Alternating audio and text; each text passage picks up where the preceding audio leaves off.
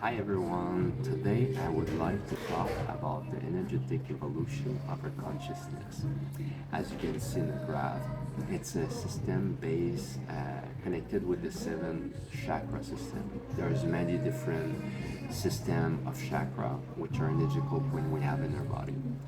This one is the Indian system, and there's a Tibetan one also that's popular with the five chakra and many other systems. But today, for the purpose of my explanation, I use the seven chakra system. And all of this doesn't come from established school of thought or philosophy. It just came from my own journey and the way I interpret everything. And so feel free to comment your disagreement or to let me know if you resonate with it. Alright, so if we start on the first chakra, we start from the bottom here. And this is people who are usually we're concerned. That's for everyone. We're first concerned for our survival, for food, shelter, and reproduction. And either this is the part where people will lower consciousness will, and that's also children, babies, focus not on others but on self or surviving.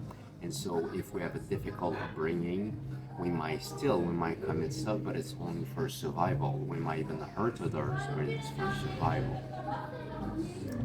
And so when we're able to overcome survival, then we can explore and experience pleasure, which is the second one.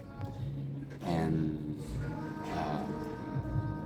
first, so those three one, I regroup them as the unconscious. So as unconscious being at the first stage, we have the power to experience those three chakras.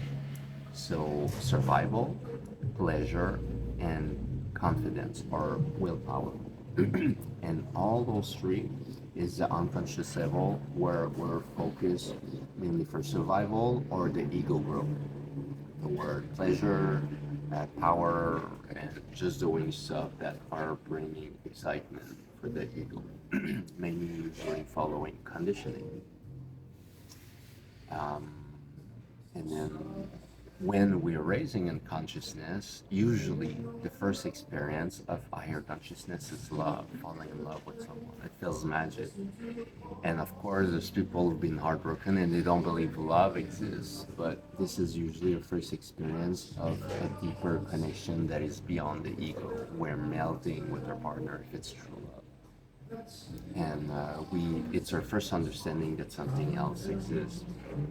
In the same way as orgasm is not just pleasure, it's really like the epitome of pleasure. And so love, it's an upgrade or a deeper experience of energetical point. Like orgasm is at the lower chakra, a powerful experience at the lower chakra, and then love is an intermediate experience at the middle chakra, and then there's a divine connection, which we'll explain later. That is the divine connection, which is also another experience for the noise. I'm in a hotel. I'm in a transition. I'm traveling with my mom at the moment in the Philippines, if you must know. And so I put all of them in block of three. So those one are block of three. So when we're not surviving anymore, then we can experience love. Like, so if you're starving and you're homeless when you're kids or neglected, and then somebody adopt you because your parent couldn't offer you that, then you're raising yourself out of survival, and then you're realizing something different.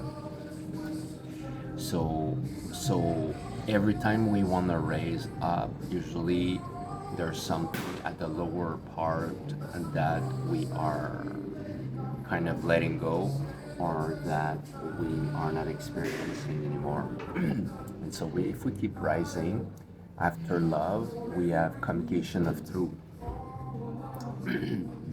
So communication of truth is mostly about our emotion. A lot of us are staying in the same job, staying with their parents, staying with their partners, staying with friends to not hurt others. We are even over pushing our boundaries.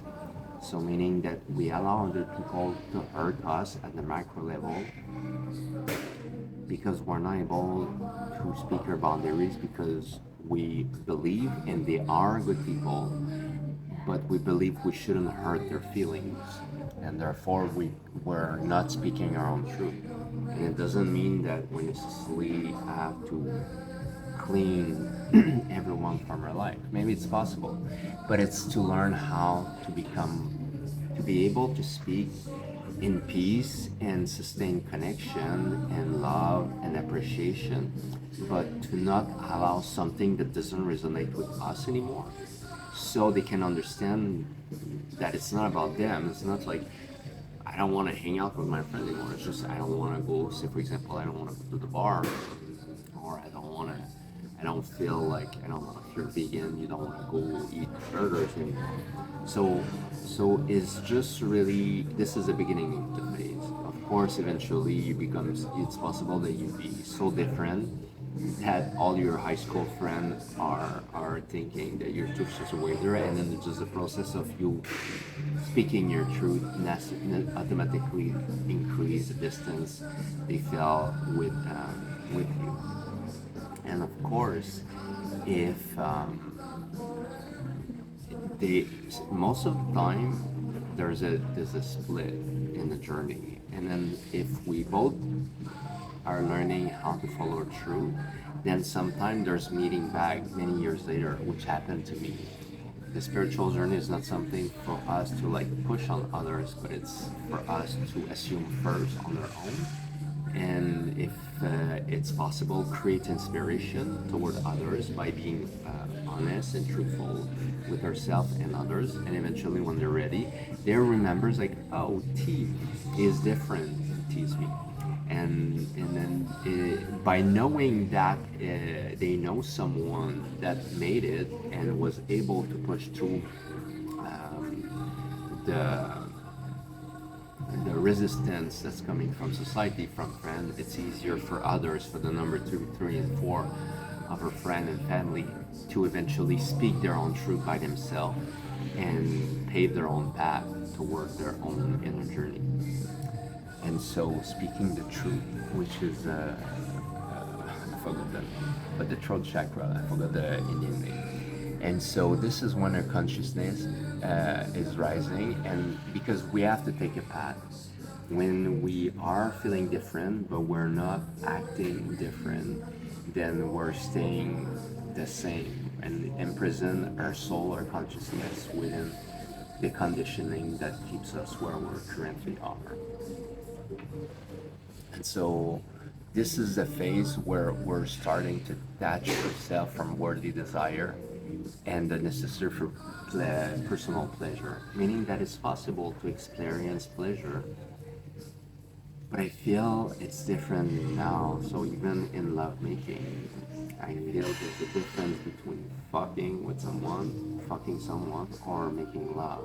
Fucking, I feel it's a selfish act, using someone else's genital for own pleasure and vice versa. And making love, it's the focus on pleasuring someone else, and that brings pleasure to me. And of course, pleasurable for myself, but the focus is not on me, but it's on others. And if the partner I'm with is experiencing pleasure, then that brings pleasure to me. So I still experience pleasure sometimes, but it's not in a selfish way anymore. And that also is experienced outside of sexuality and relationship.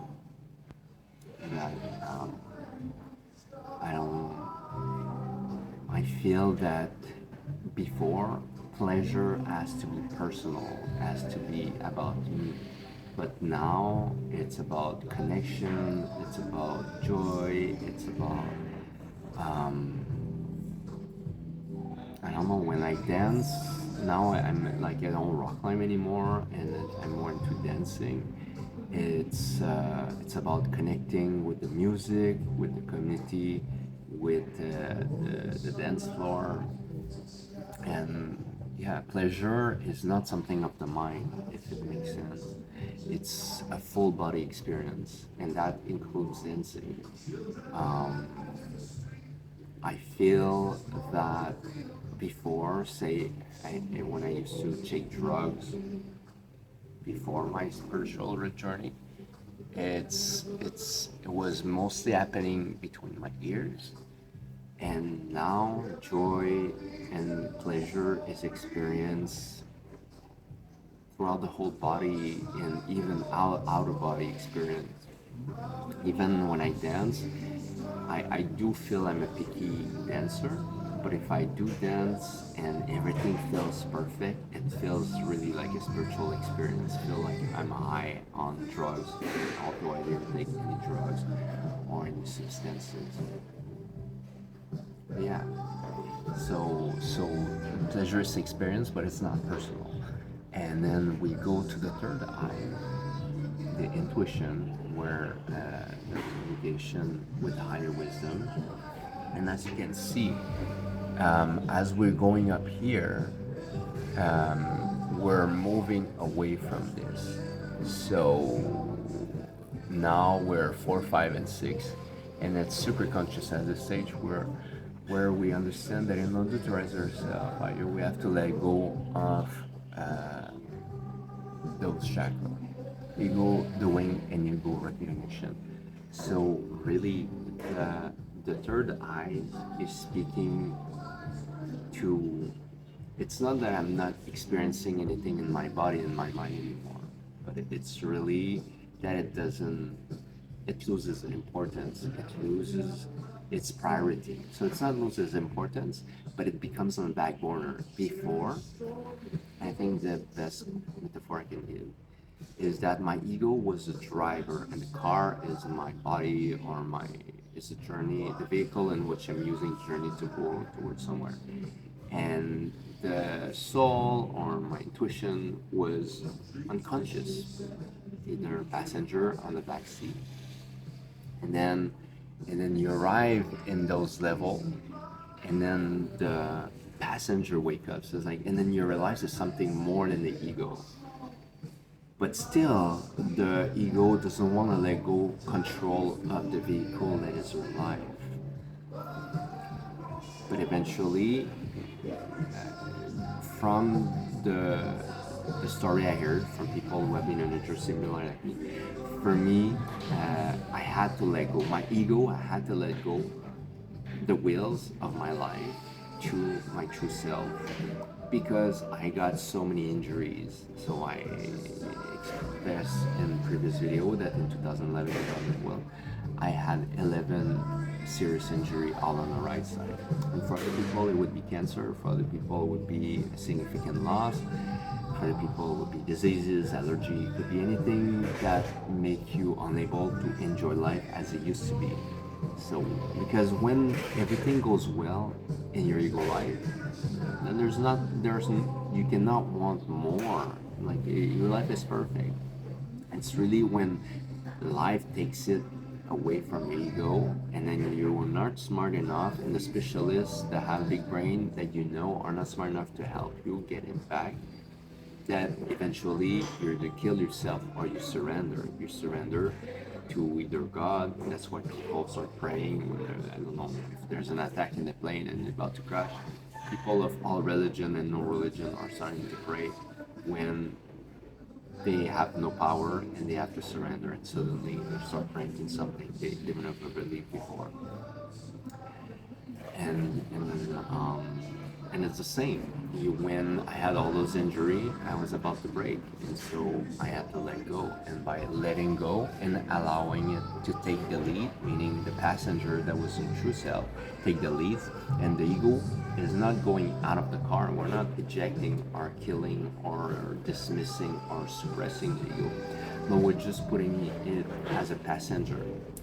The same way as I would say that in a boat, the captain should be the true self, and the sailor is still useful. The ego is still useful, but it is meant to be the sailor, is meant to be the helper, is meant to be the doer to achieve her destiny, to achieve her purpose. So the duality, it's normal. There's a fight and a resistance within herself when the ego always had the power, always had the lead. But then it's to create a relationship with our ego where we will show that the ego will have more to be proud of, more to show off, more to accomplish by allowing the true self to be in control of her life instead of a reckless teenager ego just wanting to have fun and experience stuff. And so the voice of the true self is spoken through the intuition and is directing us toward higher divine connection. And this is where we're at last. And this is a really it's a controversial, but I did experience this, that eventually I didn't feel any connection with human.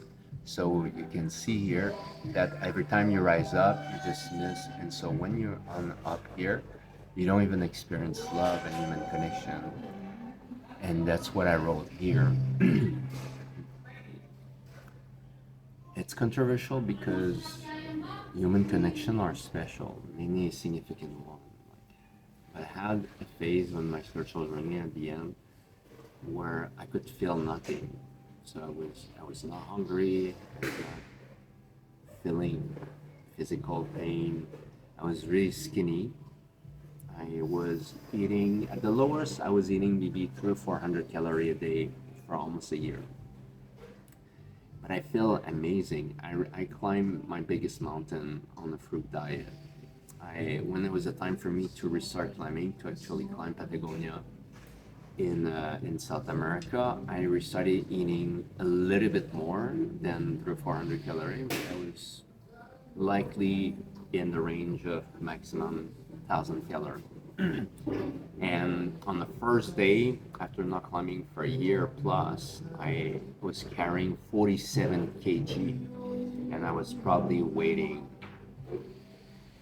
140 pounds, which is, I don't know, maybe, I think I was carrying 80% of my body weight. That's what I calculated back then, which is a lot, and I was on flip-flop, but I used to be always on flip-flop, so that was not a big deal. But it's up high in the mountain. It's where base camp is already at the snow level. It's really cold. And months before, I got robbed my badass $1,000 down sleeping bag, and I was too cheap. Sorry, I was too cheap to buy another one. So I ended up sleeping for 3 months, and it took me 4 months to get ready to climb the mountain. For 3 months, I didn't have a sleeping bag. I had a good down jacket and pants, but I had no sleeping bag at all. Maybe just a blanket, because I couldn't find anything of good quality for a reasonable price. It was just low quality, medium and low quality for a really expensive price, and I didn't bother. And I just toughed it up. And in a way, it's like, it's not true that I didn't experience pain, and it's not true that at the time I didn't experience hunger anymore. But somehow it didn't bother me, or it was not so bad that I was suffering. Exactly, I felt it, but I was not suffering, compared to, like, if you eat 3 meals, 4 meals a day, and then you skip a meal, you're not feeling good. There's at the beginning of a level of suffering that is starting, and if you miss a second meal, third meal, you're agonizing and you can't move. And I didn't feel that at all for all those years. So there was discomfort, and there was acknowledgement. So if hunger came, but for me, I realized, and I'm going sidetrack a little bit, but even if I felt hungry, because I questioned myself many times if I had a eating disorder, and not just by myself, but from the perspective of others. And I was 100% sure not, because it was just experimenting with my body, with the pushing my limits. And I think the difference, from what I understand, because I don't think I ever had eating disorder, is that eating disorder, you're focused on your image. For many years, I had no mirror. I knew I was thinner. I knew my clothes looked smaller, but I didn't care at all what I looked like. And actually, I was really fit before that, so like, the conditioning would have made me feel that I wouldn't want. I never was overweight. Um, I was being really, really active and in relatively good shape.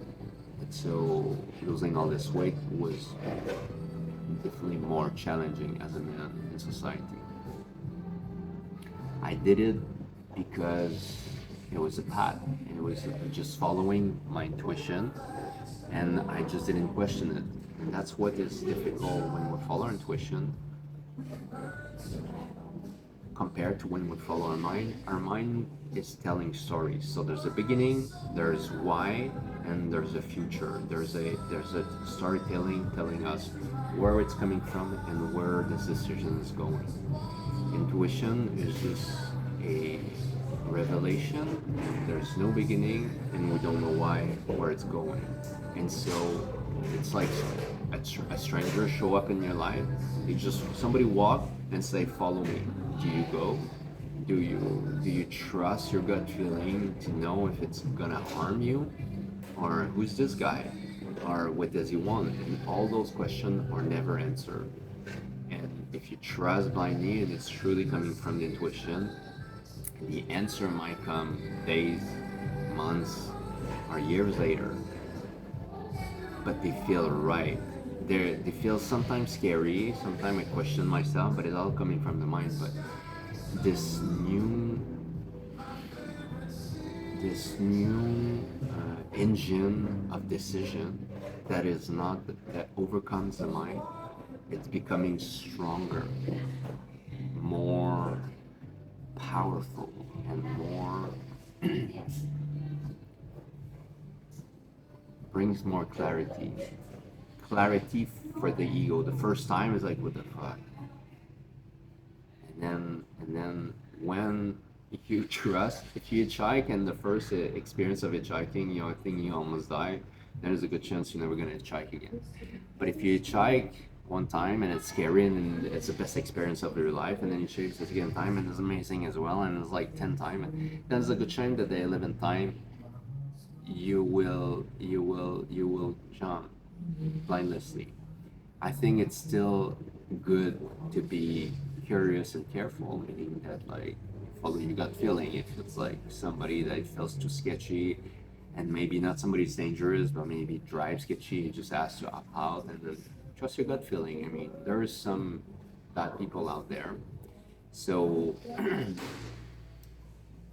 but I think if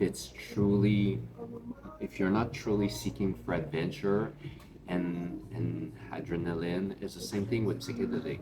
There's a lot of people who have had bad experience, even dying. But there's also a lot of people who have life-changing experience. And so I think it depends with the intention and also the setup. And all of this, I feel that when it happened to me, it didn't came from my mind. Oh, I want to take this experience. I want to do this, and or somebody told me about it. It really came from me. There was many years between me being open to psychedelic and me experiencing it for the first time. I didn't want to chase for it. I wanted to come toward me, and I knew I would be ready when it came to me, and that's what happened.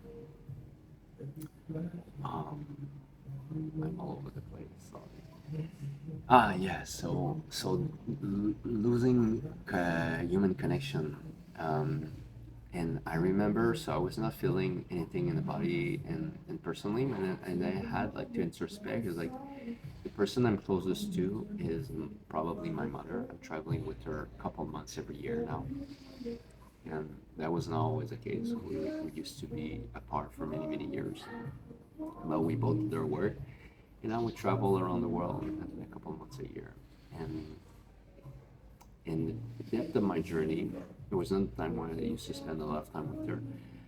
There was an acknowledgement that I could put myself into the idea that if ever, for any reason, she died, I knew that I wouldn't feel anything.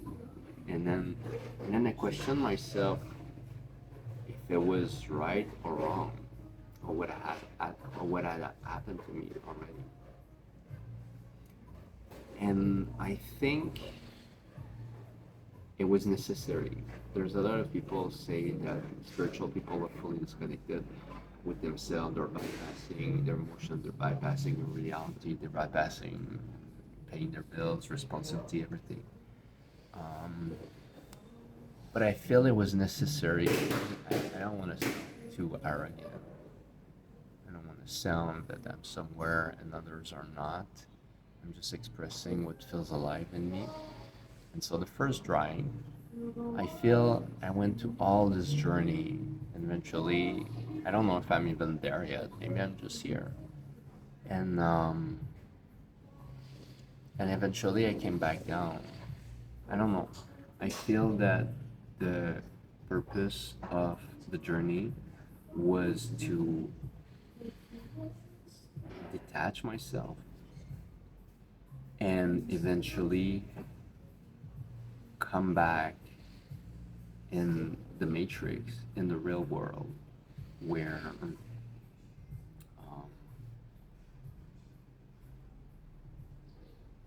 it's like going to, I climb a lot of mountains as a climber in the same way as people have climbed Everest. It can be, it's a journey to prep yourself and be ready for the big adventure. And one thing to summit feels amazing. And if you didn't, if you were close to the summit, then you feel something is missing. You feel something hasn't been accomplished. And that's why people who have attempted Everest, many have attempted multiple times until they succeeded.